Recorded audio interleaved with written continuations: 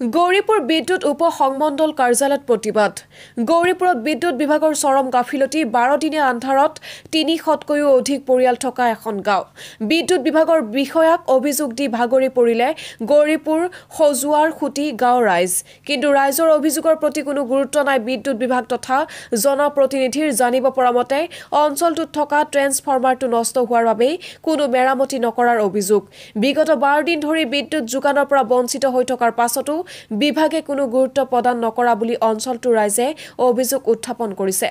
প্ৰতিগৰাকী কনজুমাৰে বিদ্যুৎৰ মাসুল পৰিশোধ নকৰাকৈ বিদ্যুৎ যোগান ধৰা নহব বুলি জনাই দিয়ে সম্মুখত ছাত্ৰ-ছাত্ৰীৰ পৰীক্ষা হতাশাত ভুগিছে অভিভাৱকসকলে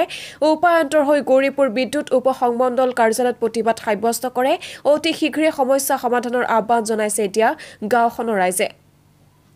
গৌৰীপুৰৰ পৰা মাহিজুৰ ৰহমানৰ report daily 24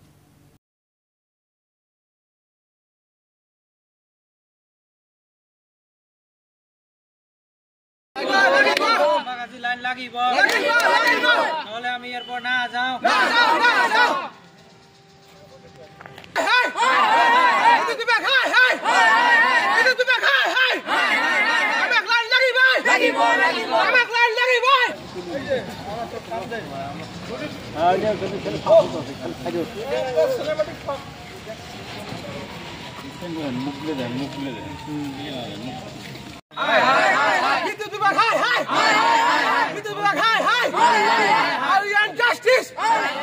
Current lagi boy.